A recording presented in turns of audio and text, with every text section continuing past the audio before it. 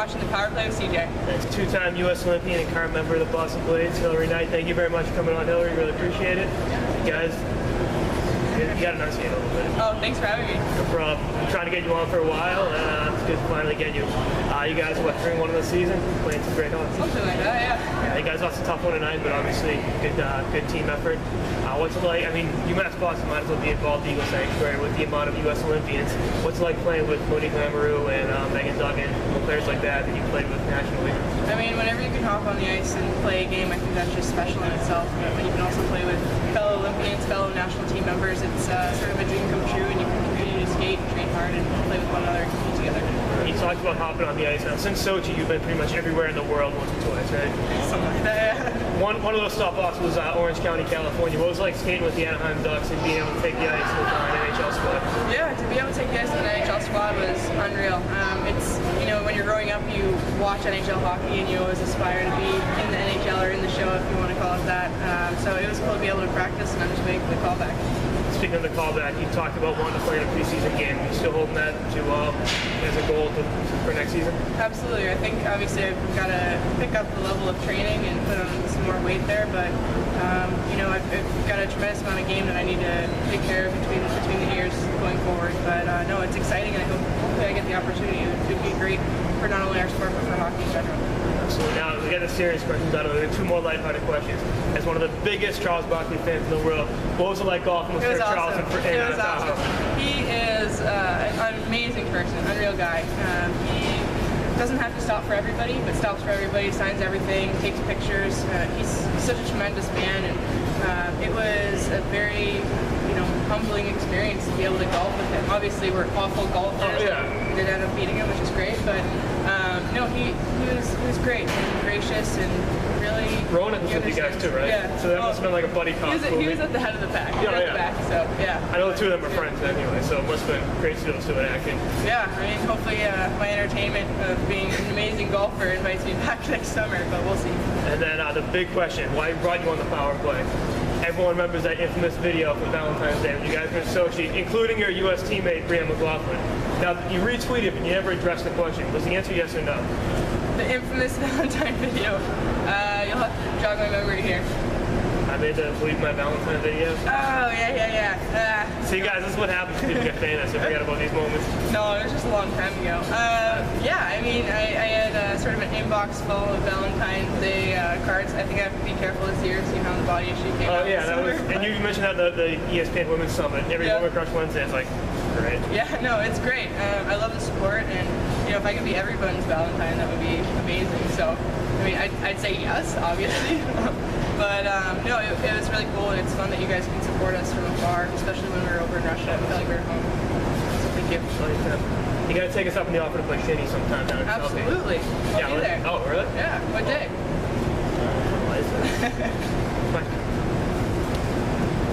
This wasn't rehearsed, guys. There was not a lot of effort in this. Awesome. All right. And you have a power play shirt. You're outfitted. You're dressed in the 9s. Yeah. As usual, but you know that's always a step in the right direction in the fashion world. Awesome. Cool. Yeah. No, I'll definitely be out. Perfect. I'll let you know. Tweet out. Obviously, I tweeted this video. So. Well, thank you.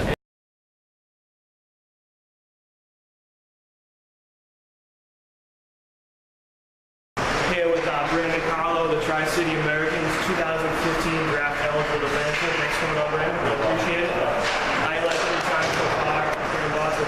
It's been phenomenal. Great experience for me so far. Really nice to go on the U.S. sweater and really fast paced. Not really hard to keep up, but I feel like I'm in the next. Well, you're one of a handful of draft eligible guys out here. Do you feel there's any more pressure on you being a draft eligible, being one of the younger guys in the camp than some of the veterans? Not really. I feel like we're just all coming out here and doing our part, trying to do the right thing. So, yeah, definitely not. Hannah and those guys, they're all obviously great players. So we're just coming out here to do our part. Now you're playing on a pretty talented team in Tri-City. One of your best players is goalie Eric Comrie, playing with Team Canada. Yeah. What if any trash talk between you two in the days when you used to come to the camp?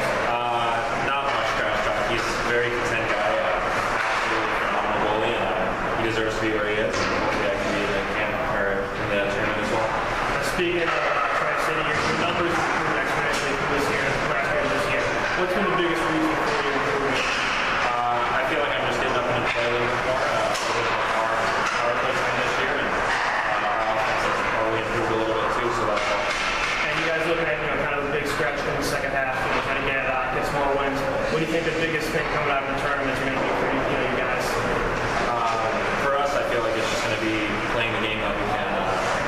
we're not that skilled, but we're a hard-hitting team, so that's really what we need to work on. Come to the rink every night, expecting to do our role. What's been the biggest adjustment going to the dub in the midget ranks in Colorado for you? Just the speed of the game, obviously. Really fast league. Everywhere is pretty fast, but coming into the league at 16, it was a big adjustment for midget. And who would you say the toughest player in the Western League to go up against on a night in, night out basis? I love asking this question.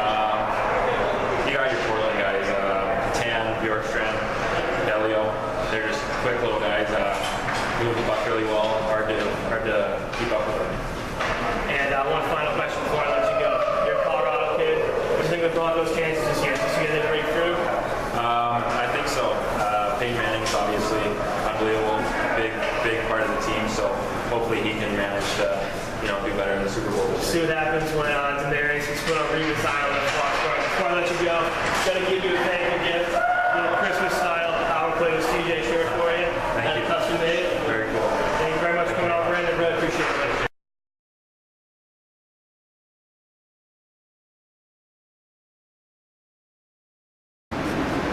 I'm Brianna Decker, and you're watching the Power Play with CJ. Here today on the Power Play with CJ with 2012 Patty Kazmaier Trophy winner, 2014 U.S. Olympian, current member of the Boston Blades, the strong righty from Dowsing, Wisconsin, Miss Brianna Decker. Thank you very much for coming on the show. Yeah, thanks, CJ. First question. To quote the great Dan Patrick, you've been in fuego since coming over the Blades. What's one of the biggest reasons for your success? Honestly, I'm playing with great players. Obviously, Netter's out right now, but I was playing with her for the first part of the season that I got back here, and she's been feeding me the puck really well. We've been working well together. And you talk about your chemistry with your teammates. As I told Hillary a few months ago, you guys might as well be Bald Eagle Sanctuary with the amount of American Olympians over here, members of the national team like yourself. What does playing internationally with those players do to help you, and you just mentioned it with the Blades? Yeah, we just, internationally we try to push the pace, and I think that carries over to the Blades, and so I think we make teams that make it hard for them to keep up with us out there. So we just got to keep moving our feet out there, and that's how we're going to continue to win these games. You talk about, playing with the national team. You were recently named to the Women's World Championship team for the 2015 World Championships in Mexico. Yep. Stockholm. Yeah. Just make sure I got it right. Yeah. Didn't want to get that one wrong. What kind of an honor is it to play for your country, and what does the memories of Sochi have?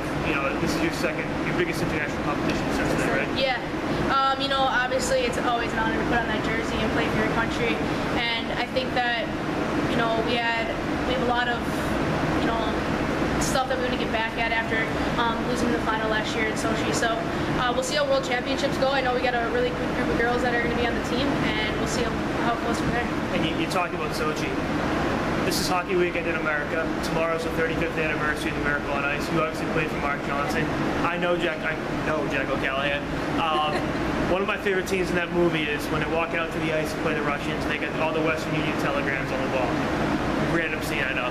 Now, you guys are playing in the 21st century with social media. What, as someone who tweeted you once or twice during the Olympics, what impact did social media have on you guys playing and, making you guys feel like you're supported at home? Yeah, I think, it makes a lot of people aware of women's hockey when we're not always on the map. Some people aren't aware that women even play hockey. So social media is a huge thing for us. I know we try to tweet as much as possible to get support, and we got a lot of it from at Sochi, and I think that game that we played in the finals was a great demonstration of how women's hockey can be. Well, I just want to say for the record, I think that was the greatest women's hockey game ever played, and probably the top 10 international hockey game ever, I completely agree. And, you were recently down, speaking of Niner, we were down in Tampa with her and Schlepper, my old stomping grounds for 4 years. I was getting educated, and by educated I mean hitting the beach and working on my tan. Sometimes going to class. What was that experience like being a social media captain for the Lightning? Yeah, it was a great experience. Lightning were unbelievable, class act organization, meeting the players and the staff, and then tweeting in between periods. I'm glad that Yanni Schlepper had that connection just to get us set up and get experience with a lot of those pro guys. The social media captains in Tampa, every game I ever went to, they never asked me. It was always someone from the Bucks or Rays. So it's good. It's a real honor right here. One of the biggest celebrities we've had so far. And Annie obviously skated with Tampa. Hillary was with the Ducks. Those two teams played each other. Is skating with an NHL team on the future for Brianna Decker on the horizon? It'd be nice. It'd be a great opportunity, obviously, to see how things roll in our locker room, out on the ice and whatnot. Obviously, Blackhawks are my favorite team, so it'd be pretty fun to go right down to Chicago and play for them. And you've skated with Kane before, haven't you? With who? Payne? Oh, no, I haven't. Oh, you haven't? No, I I don't know haven't. why no. I made that no. up then. No, I haven't, but it'd be unreal. That's awesome. Now, as the power play with CJ Tradition, we named a drink after you. Did you see that and enjoy that piece? Oh, no, what was that? What was that? The Brianna Decker Boilermaker. Oh, yeah, I saw that. Brewed in Wisconsin. Yeah. Little Jack Daniels. Thank you. Double shot of Jack, so 7 times 2 for my math majors at home. Thank you. No problem. That's how things go at the power play. And then we also got you this. The rest of the team's getting them tomorrow, but she's Let's had see a it. curve. Got a power play with CJ shirt. Awesome. Thank you And, very much. You're very welcome. Thanks. And I extend this opportunity to every player that comes on. Nobody ever takes me up on it. You gotta come down and play some shitty hockey in Southeast someday with us. All right, I will do that. All right, so everyone's, oh, here's my card. When I did this with Hillary, I gave her my license, so it was like getting at a traffic stop. It was awesome. So here's my card. Perfect. Thank you. Thank you very much, Brianna, for coming on the show. Awesome. Thank you, CJ.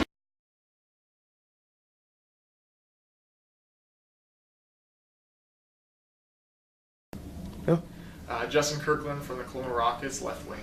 How would you describe your play? I'm a power forward, strong two-way forward.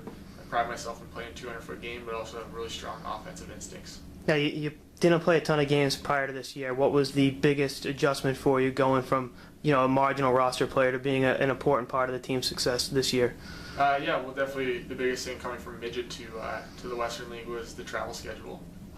It's not easy to adapt to, but it's definitely a unique part of the league. And throughout the year, I changed my role. I got more comfortable as I went on, and the coaches put some trust in me. I got to play in all situations, which I'm very thankful for. And you play on one of the better teams in the Western League. Do you think the depth on the team helped or hurt your development this season? In terms of you probably would have played more on a worse team. Yeah, I'd rather be on a winning team, and when you get a team with depth, you get guys like Ryan Olsen, Miles Bell, some of the older guys who really show you the ropes, and so that worked out well for me. But obviously, if I would have played on a different team, maybe I would have got some more ice time. But that's what if, and it's all working out anyway. So. And before playing for the Rockets, you were at Notre Dame Prep, really prestigious alum. What's it like to suit up there and following an amazing legacy from one of the best programs in North American hockey? Yeah, it's considered like the hockey factory. It was an unbelievable experience for me. I made friendships for a lifetime. I got a shout out to my roommates, Roman, Jordy, and Elliot. Miss you guys. They're a big part of my time at Notre Dame, and still talk to them every day. So it was definitely a positive experience. And going forward from into next season, what are your expectations for yourself and for the team? You guys have a real shot at it. Edmonton and Portland are both kind of rebuilding. You can definitely get in the mix. What do you think is going to happen for next year? Yeah, no, definitely next year we'll be strong. It's going to be tough losing guys like Cook and Bell. Bell, but we're going to build from that. And we have a lot of young guys coming back, Merkley, Charche, Glover, guys like that. So I'm not too worried about losing those guys, and I feel like my role is going to increase as well. We losing some of those scorers, I guess. We're going to need guys to step up on the offensive side, and I'm looking forward to the challenge. And how's the draft experience been? Not only this weekend here in Philadelphia, but going in, since the end of the season, with preparations and to get to this point. How's that expectations been, and how have you handled the situation? Yeah, it's so surreal, to be honest. Looking back, a couple years ago, not in a million years, I think I was going to be here. To be in the lobby in the hotel and you see guys like Scotty Bowman, Dan Bylsma, like head coaches of the teams, it's really eye-opening, and just trying to sit back and take it all in and hope for the best. And what teams in particular have you been talking to? Is there any interest shown by any specific teams that have honed in on you a little more? I feel Montreal was a team that showed a lot of interest, and also St. Louis. So it's not a big deal for me who I go to, and whoever does pick me, I'll try to make them happy. And just a couple questions about some of your teammates. Madison Bowie, one of the elite defensemen in the Western Hockey League, as a forward, what's it like to have a guy like that on the back end that can get you the puck, pretty easily on a breakout? Yeah, no, he's reliable. We've hooked up for a couple stretch passes on the power play, and he's a great leader. He did a good job being the captain this year, and also one of my really good friends. So great guy. And Miles Bell, one of the better overagers in the dub this year. What's it like playing with a guy who's had a few different roles over his Western League career, but really settled in as a bona fide power forward? He showed you the ropes at how to do the position and how to play that way? Yeah, rule number one playing on his line was get him the puck. He's got one hell of a shot, and every chance I could, I passed to him. And once again, great guy who helped me a lot throughout the year. And you guys are going through a coaching change, correct, this offseason. What your expectations for the new coaching staff, and what do you think is going to come of them next season? Obviously, it's bittersweet to see Ryan go. Great coach, but you want to see him move on, and so good for him. And then with our assistant coach taking over, Dan Lambert, expectations are the same. I feel like not a whole lot's going to change because he followed in the footsteps of Ryan, and I know he's going to do a good job with the boys. Any closing statements for the interview? No, I don't think so. Thanks, buddy. Yeah, no.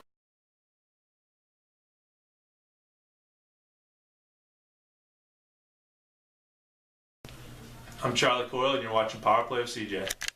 Here with Charlie Coyle of the Minnesota Wild, back in his hometown of Weymouth, Mass. What's going on, Charlie? Not much, how are you? Good. Got to start out with had an eventful last couple of years hockey-wise. How's it feel to think you've got a pretty safe spot this year for the first time in a while, knowing you'll be probably in the same team all year? How's that feel? Oh, it's good. It was nice to finally get up there to the NHL and actually play. It's it's something I've always worked towards, and every little kid's dream is to play in the NHL one day. So it's pretty exciting to finally get to that stage and experience it all and be in a good team with the Wild and a good organization. So pretty happy where I'm at right now. Now, some say you're a notable mission from the U.S. Olympic camp. Are you going to use that as a motivating factor going into this year and try to show Dave Poile and company wrong, or is that? Yeah, no, I mean that's always in the back of your mind, and obviously that would be a pretty big accomplishment. And, every time you can put on that, the USA jersey is pretty special, and that's pretty proud to do that. But I mean that's my main focus is focus on training camp right now, and obviously making the team again right out of training camp, and actually experiencing the training camp. I haven't made it through that grind and experience that also. It'll be nice to go for a full season here, and it'll be my first one. So I'm really focusing on that to start, and we'll see what happens. Now, let's get some youngsters on the team. You and Jason Zucker, you guys lived together a little bit last year. You guys back together or what? I don't know. We'll see. I don't know what that situation's gonna be. Like I said, it's gonna whatever happens in training camp, and see what happens there. But I mean, he's an awesome guy and a great player. Obviously, everyone knows. And I got to room with him last year on the road, and we were in an apartment together last year. And he's a great guy to live with, and he's a good buddy of mine. Now, the Wild had a pretty good year last year, falling to the eventual Cup champs in the first round. What are your goals individually and as a team this year going into your first full season? Yeah, no, definitely as a team. I think we made some strides as a team. We just obviously fell a little short. You want to make the playoffs and you want to go far and win a cup. Obviously, we didn't accomplish that, but we did make some strides, like I said. So obviously, I think we're gonna have a pretty good team coming back, and with the guys we've acquired, and like I said, the guys who are coming back with us. So I mean, it should be good. Personally, I just want I spent this summer working hard in the gym, on the ice, working on little things that I thought I needed to work on, just being a player that they can count on and contribute in all areas. Now, you mentioned some of the guys. What veterans on the team, if any, were your biggest motivators? Mentors going into last season and throughout your stretch with the Wild? We had a lot of guys who really helped the younger guys. We had a few younger guys that first year in the league, and we were lucky enough to be with a few guys. Like Zach Priest and Mika Koivu were guys on my line who I played with most of the time, and they were always very helpful with me and make me feel comfortable and teach me every day. And I know Matt Cullen was a very experienced guy who helped us as well, and just not great guys to be around. Obviously, good players on the ice, and but even better guys off. So we were lucky enough to have a pretty good core of guys who helped us. Speaking of Matt Cullen, is his presence going to be missed next year, taking his talents to the Music City? He'll be missed in that lineup, right? Yeah, no, that's one guy who I wanted back, and I know other guys did too. So I mean that's the business of it, and it is what it is. But he definitely was a great guy, and he's a good player for us. But I mean we have some other good players coming in. Should be good. Now, final question. Day after St. Patrick's Day, you guys are in Boston. Is that date circled on the calendar yet, or what? I know a lot of people have been talking to me about it,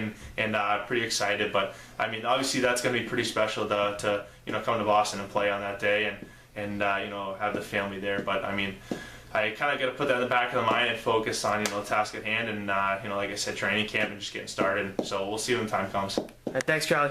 Thank you.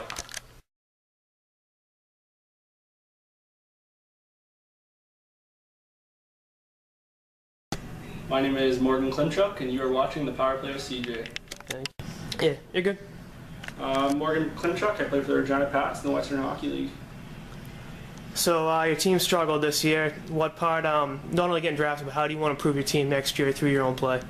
Well, I'd like to be a leader next year. That's to me the biggest part. I wore an A for a little bit this year and was looked to in a pretty big role, whether that's penalty kill or power play. So I just want to step that up, make sure I'm contributing on both sides of the puck and being a reliable, honest player. So whether that's putting the puck in the net or keeping them out, I just want to make sure I'm a go-to guy every night.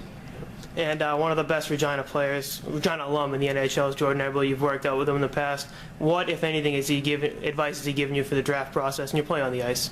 He said, just take it all in and enjoy it because it only happens once. He said, at the end of the day, you gotta just play hockey and make sure you're playing your best and then just being an honest person. He said, don't try to impress people or do anything like that. Just play the game and be yourself in the interviews, and things go pretty well.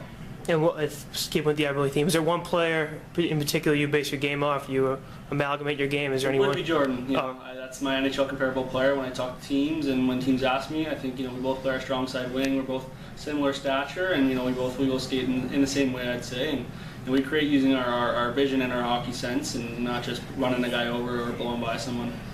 And everyone in the draft this year for the Western League guys, which one stands out the most as being one of the more the toughest guy I compete against in this draft class? In this draft class, obviously Seth Jones, an unbelievable competitor, an unbelievable defenseman. So he would be my number one. But that's a pretty cliche answer. So as for defenseman, I'd say Dylan Hetherington, actually my roommate here, is very hard to compete against. He's very explosive and he's in your face all the time. So he's a tough player to play against. And what teams in particular have you spoken to the most? I can edit this out. Calgary. Calgary Probably the most. They got 2 picks, and you're an Alberta kid, right? They got 3 picks in the first round. So Calgary, Columbus, Anaheim a couple times. Oh, so. perfect. So, anything else you want to say to any GM that might be watching? I don't think they will be, but no, just looking forward to the process for sure. That's perfect, man.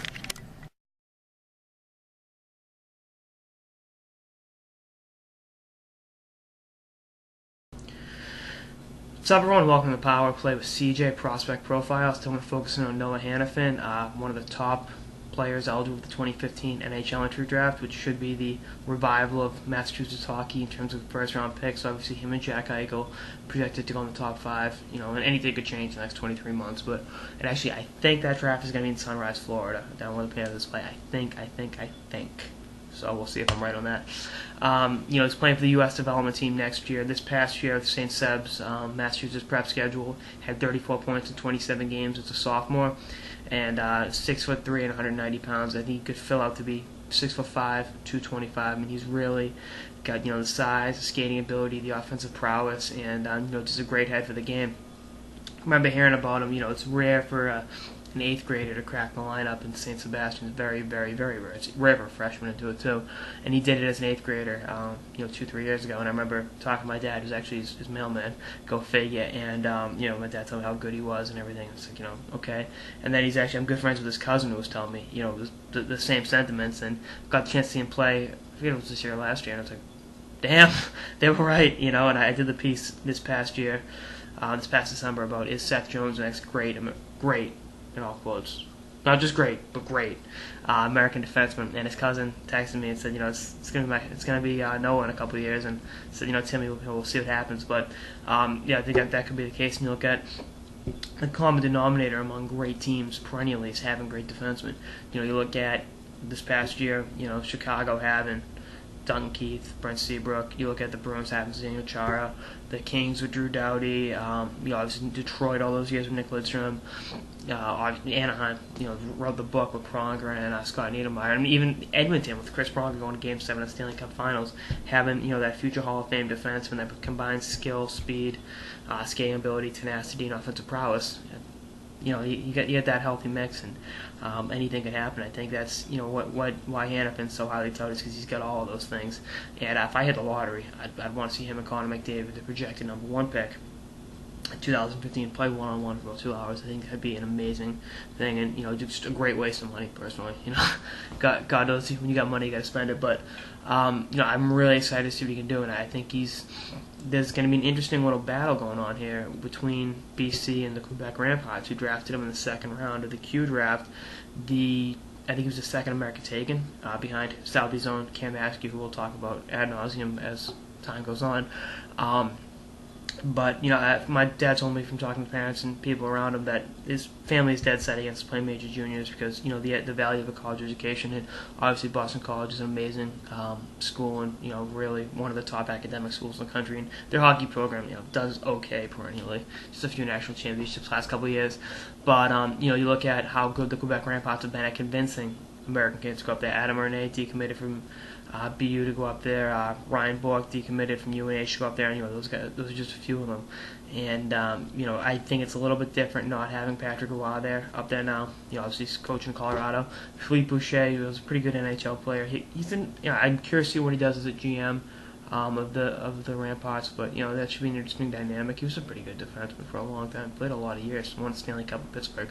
But that's going to be something to keep an eye on. I think he was going to be. I read, I didn't hear it.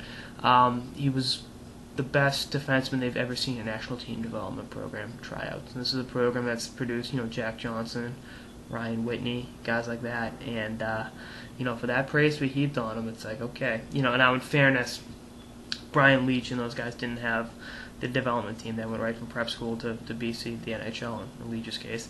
And, it's like, what's the development team been around 15 years? So that's something to keep an eye on, but I'm excited. I'm curious to see what he does next year. There's a major jump up in competition from the New England prep schedule to the the USHL, the international schedules, all that. But I think he's going to be up for the challenge. I think he'll be a guy you're going to hear from a lot in the next 2 years. And dare I say, he could be challenging McDavid for number one. I think it's a stretch. I'm a huge Connor McDavid fan, but this could be the one to challenge them. So I'm curious to see what happens, but. He's going to be one hell of a player, and you'll be hearing, like I said, from a lot in the next couple of years. Anyway, that's my episode of the Power Play with CJ Prospect Profiles on Noah Hannafin. Stay tuned for more episodes throughout the off-season and beyond. Later, guys.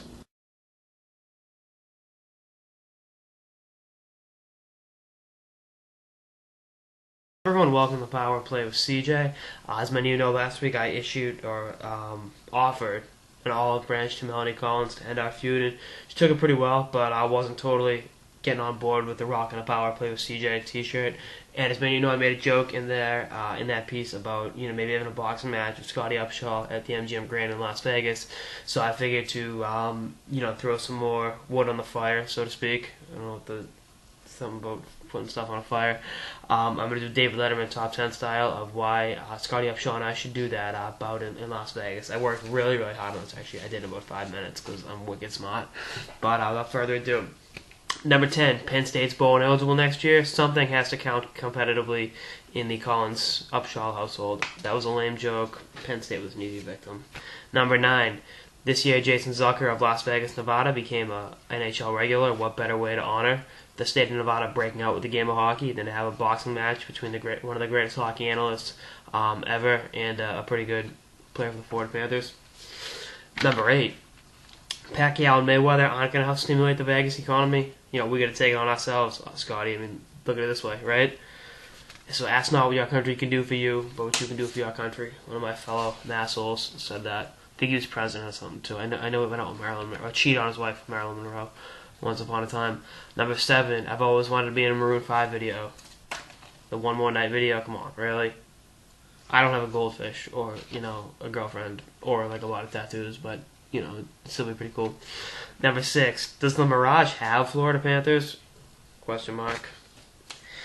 Number 5, it's 287 miles from Phoenix to Vegas. Can you imagine Biz Nasty, your former teammate, Paul Bissonnette, hitchhiking and live tweeting simultaneously? That would be some pretty entertaining stuff. And if they had an Emmy, an Oscar, or a Grammy for live tweeting, hitchhiking with a bunch of hippies, that would win it. Anything involving Biz usually goes that way. Number 4, give the LA Kings Twitter account a chance to make a joke about assault and battery. Kings made a very offhand, very bad joke. I will see that. Number 3, I'm going to need a screaming old man on my corner, and John Tortorella will be unemployed by then. My Bruins are big time. Number 2, last time I was in Vegas, I jumped in a pool with all my clothes on, ate bugs, and had a hissy fit at Treasure Island when I found out the pirates were not real pirates. I was also 6 years old, and it was in 1998. Time flies, kiddos. And the number 1 reason, 2 words, amnesty clause. Ba-boom. Those fighting words. Anyway, Scotty, challenge on the table. Get it down. You get your money team going. As long as Justin Bieber isn't on my money team, I'm cool. I probably want like John Mayer, Steven Tyler, Ben Affleck. Get my fellow Affleck and Damon. Not Wall. You can have Wahlberg. I want like the hardcore Boston actors. I think it'd be awesome. But anyway, that was my half-ass humorous piece for a while. Going real big with the NHL playoffs and the draft coming up. So gotta do pieces like this to lighten the mood. Hopefully everyone enjoyed it. Melanie, Scotty, what's going on?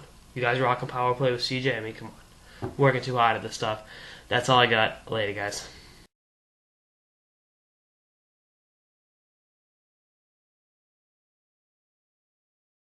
Pat Seeloff, with the Winter Spitfires, drafted by Calgary Flames, second round. Last year. Sorry, last year. Sorry. What brings you to the draft this year, Pat? I'm coming down with Kirby from Michael's family. Just here to support him and just give him some advice. He's a very good player and he's got a good future, and he's looking forward to this weekend. Now, you guys had kind of a disappointing finish in Windsor. What are you going to do next year to help the team have more success on the ice? Yeah, next year will be interesting. We're a lot older. We got an older bunch of guys, and we know the league better, and just going to take game by game. How big was the transition going from the U.S. development team to the OHL? Was there a learning curve there you had to worry about? Or? A little bit. I played college games when I was at the U.S. team, so I had a little experience with that. But, the guys, they like fighting. Fighting's in the game inside college, so that was a different part of it, so you had to adjust with that a little bit. And as a physical defenseman, you obviously had to fight a little bit more. Was that something that took you aback at first, or do you know that going into? Early in the season, I kind of had to do it a little bit more than expected, but the way I play, I know it's going to come. But throughout the year, it kind of dwindled, so I don't have a problem with it though. And final question, as a Bruins fan, is Coco the real deal? Coco's a good player. He's very skilled, and one day he'll be in the NHL. He might be a good impact. Go easy on him. Yeah, exactly. Thanks, Pat. No problem.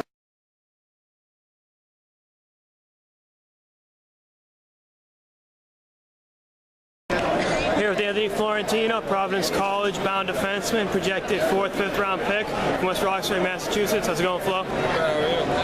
There's one player you compare your game to. Who would it be? There's a couple guys, but I try and do it after the exit of Vancouver.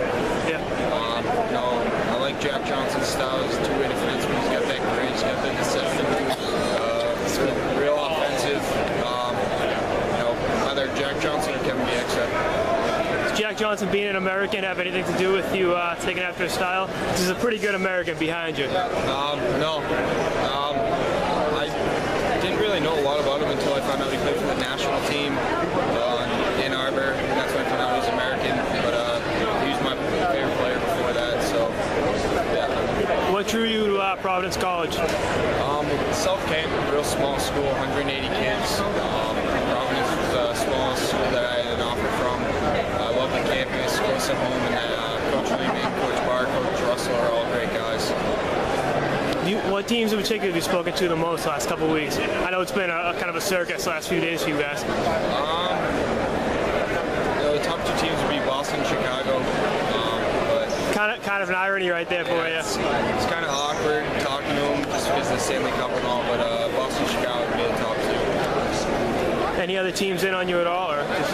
Yeah, there's a few other ones, but not that I talk to directly, that my advisors spoke to. So.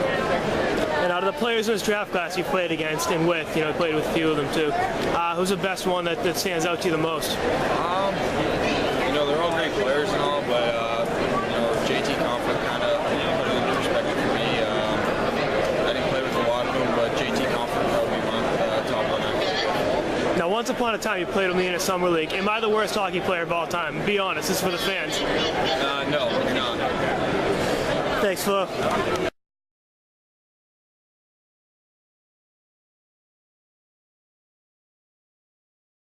What's up, everyone? Welcome to Power Play with CJ. I want to focus in on Massachusetts native and one of the top prospects for 2015 for the 2015 entry draft, Jack Eichel. possibly spurning his commitment up to Boston University to play in the Ontario Hockey League because he wants to go head-to-head with Connor McDavid. The odds of this happening are slim to none because the St. John Sea Dogs hold his rights in the queue, and in order for him to get to the OHL, he'd have to be waived and go unclaimed by every single team in the queue.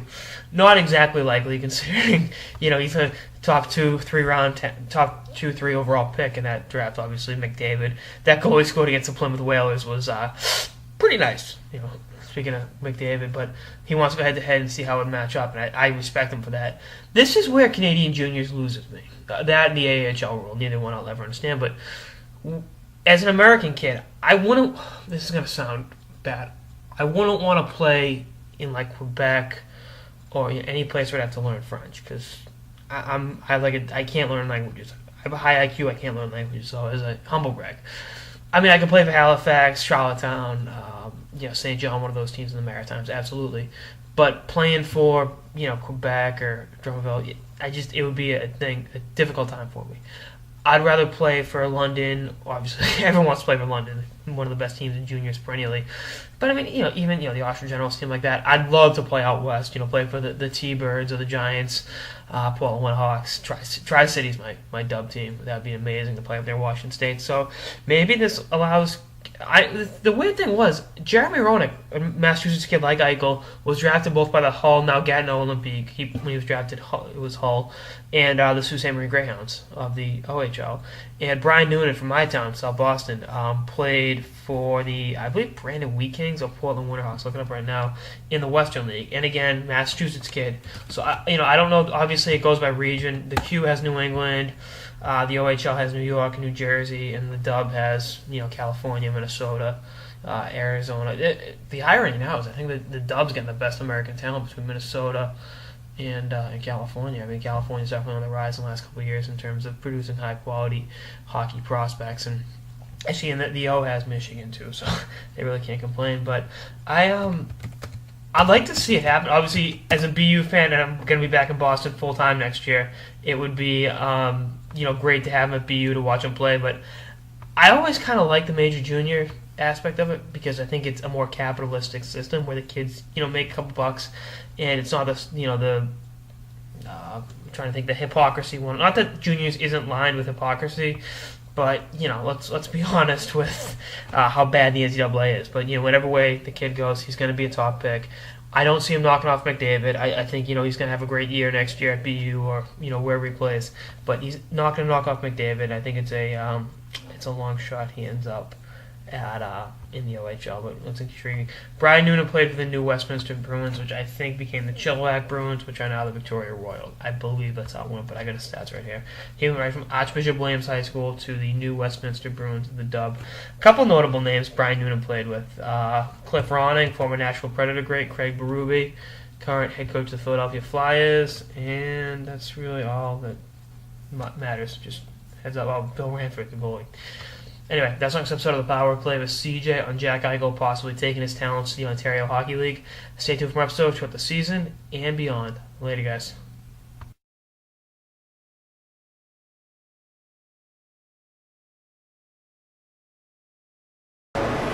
Here with Bruins prospect Brian Ferland, Cornell winger here. How's your week at rookie camp? It was good. It was tough. A lot of stuff in a short period of time. A lot of skating, a lot of off-ice training, a lot of meetings with nutrition, and they had us cooking ourselves and all that kind of stuff. So we had a lot of stuff packed into 1 week. It was fun. So it's your third time with the Bruins rookie camp. So you're one of the elder statesmen. What advice do you have for the younger guys out there over this week? Just enjoy it. Everyone's a little nervous when they first get here, so you got to kind of get the jitters out first day, but just enjoy it and take as much as you can. Be a sponge. For the your college game, what goals do you have individually and as a team going into the season for the Cornell Big Red? Well, obviously, personally, I just want to keep getting better and obviously improve on and off the score sheet. Just keep getting bigger, stronger, faster, and hopefully that translates over to goals and help my team out. And so hopefully we can have a big year, start out strong, and make a run.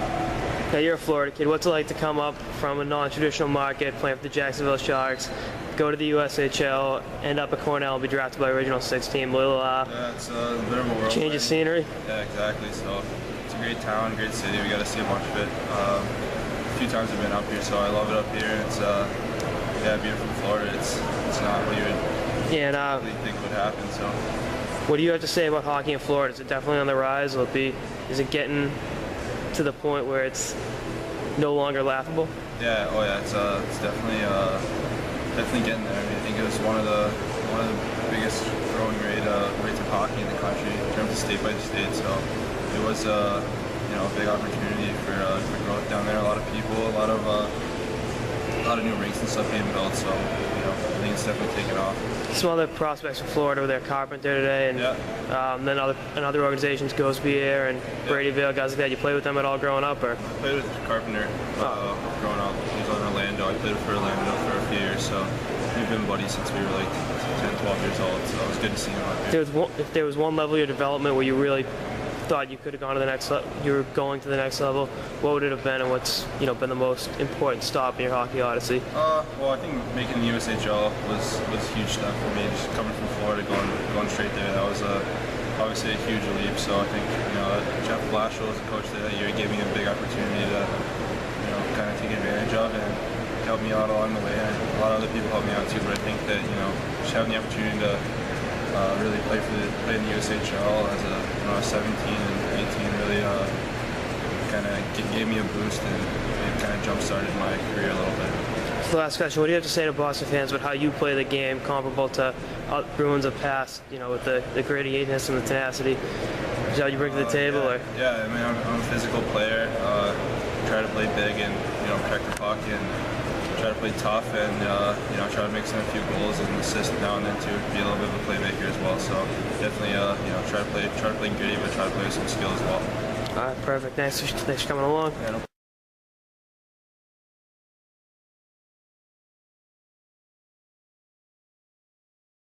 What's up, everyone? Welcome to Power Play with CJ. I want to focus in on Kevin Miller of the Boston Bruins. Really breaking out as of late, and I thought at times he was their best defenseman in the shootout, or the best player in the shootout loss to the Montreal Canadiens the other night, that ended their 12-game winning streak. You're looking at what he does. He's not going to win any Norris trophies. He's not going to be some fancy puck mover that quarterbacks your power play and makes everyone around him better. He is a rock-solid, physically imposing defensive defenseman that you need back there. And his skating ability, I think, is underrated. And I think you're looking at the way he pressed the tackle on the penalty kill in that game. A lot of people were low on him. Some people were, I think, too high on him. But I kind of had a mixed bag on him. But I like him. He is a legitimate National Hockey League defenseman. Again, is he a one or two? No. He's a depth defenseman that has earned this shot. He's 26 years old, Los Angeles, California native, and I think the best days are ahead for him. I'm glad the Bruins signed him to a 2-year extension. I think, and I hate to say this because I love Darth Quater, but I think Adam McQuaid's on his way out. He's obviously hurt now, but I think they'll flip him. The season's over. Obviously, they won't get much back for him because of the injury. And I love Quater, but I think having Miller in the mix definitely changes a lot of things for the Bruins and makes the dynamic lower cap hit with versus McQuaid's cap hit and all that. But he's great. I mean, he's great at what he does, and I think it's important to keep that in mind. And I've really come around to him. I like having physicality back there. It's an intimidation factor. He can fight. He's plus 17 on the year. He doesn't put you at a disadvantage. I know he kind of took a stupid penalty the other night, but the fight he had was awesome. And depending upon what your opinion of fighting hockey is, having a guy that can throw down and will stand up for his teammates. I think this maybe because his skating ability isn't that bad. I think is actually pretty good. I think there's probably a little more offense in there than he's getting credit for, and I think he's got some good hockey sense that exceed his raw physical talent. Which he's a depth defenseman and he understands his role. And I think the Bruins really got a diamond in the rough, no pun intended, with this guy, and I'm glad they have him locked up long term. I love his game, and I think you'll be seeing Kevin Miller here on Boston for a while. He's going to be a fan favorite, and I hate to see that's probably force McQuaid out, but it's just the nature of the beast in the NHL. it's next man up, and he got an opportunity because the Bruins' blue line was beleaguered, was completely decimated by injuries, and he's been great, and he's taken advantage of his opportunity, and that's all you need. You look at how many times in Boston sports, obviously in different situations, much more impactful. You look at Tom Brady got his shot because of the injury to Duke Bledsoe, and it's kind of funny, and I'm not comparing them in any way, shape, or form, but it's just the way it happened. You don't wish for anyone to get hurt, but it's the nature of the beast in professional sports. There are going to be injuries, and when you get your chance to play, if it's because of injuries, it's because someone else has been ineffective, you have to make the most of it. And Kevin Miller has done that this season, and he has earned himself a spot on the Boston Bruins, a nice contract, and a good place in the hearts of fans all over New England. Anyway, that's all on this episode of The Power Play with CJ. Stay tuned for more episodes throughout the season and beyond. Later, guys.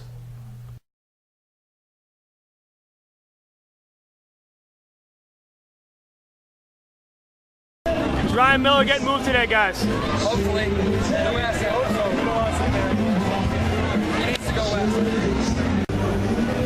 Hi, I'm Nicole. I'm from Philadelphia, and I'm here to support the Flyers. We have the number 11 draft pick, and we definitely need a defenseman, so I'm going to go for Nikita Storov from the London Knights. Yep. My name's Elizabeth, and I'm from Pittsburgh, supporting the Pens as always. James Neal, I love it. James Neal, the real deal. Neal, yes, ma'am. We don't have a pick until the 77th and then the 89th, so I'm just here to scream for us, basically. Was the Iginla deal worth the first-round pick? Yeah, Jerome is winning for Iggy, even though we didn't win it this year, we got next year in the bag. The team he turned down beat him. What do you think of that? Okay, it's the same idea as like Marian Hossa a couple years ago. I like that idea. So we'll get it back. Thanks, ladies. Yeah, thank you. Hi. I am from Rodney, Ontario, which is near London, and I am a London Knights fan. And Show the back of the shirt. Now, was that goal the best goal ever, or what? The Memorial Cup? Amazing. Yeah, totally. Came up a little short, but it is what it is. Did it show up? Yeah, it came up. I got it. Okay. So I'm here Thursday as well as my cousin, and I am a Montreal Canadian fan. I'd love for him to go to Montreal, but unfortunately, I am hoping that he goes first 10. What about what player at the end of the first round do you see being a fit with the Habs? Oh, good gosh. You're asking a girl who knows one How about Curtis Lazar, Edmonton Oil Kings, center? Let's get a Go Habs go. I gotta block my ear. Go Habs go.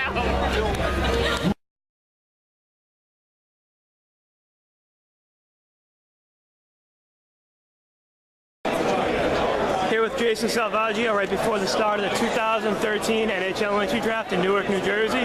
Jason, tell the fans a little bit about you, your playing background, how you play. I identify myself as a goal scorer and a two-way player. Try to play like James Neal, the Pittsburgh Penguins, so from Hanson, Massachusetts. I played for South Kent in 17 games with the Indiana Ice. You're going to Indiana full-time next year. What are you going to expect to play? What do you expect the level of competition to be, the jump up? I'm pretty happy I got a little jump start to test the waters when I was out there. So I know what it's like and I know what I need to be ready for next season. Bound for UNH. Dick Humilly's kind of a yeller. You ready for that in 2014? Yeah, I'm ready for that. I like coaches always on my back. When I make a mistake, I want to hear about it. There's one coach throughout your hockey career that really jump-started you. Who would it be? Coach Matt Plant of the U18 South Kent team this year. It really pushed me to be the best player I am.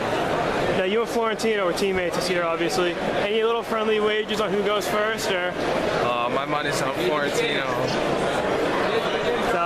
You guys talk about, you were recruited by Providence, right? Yeah. And you talk about you two playing together? You're going to a great program, obviously, but... Yeah, I mean, he's pretty upset I'm not going to school with him, but we'll have some battles in the corner, which is good, too. And we've always been close since freshman year, so it's going to be a fun day for both of us, hopefully. And anything else you want to say to the fans? Anything to... If the GM was watching, which they're not, why should they take you? I'll give it everything I got to make it to where I want to be, so it'll be a smart decision. That's all we got. Thanks, Jason.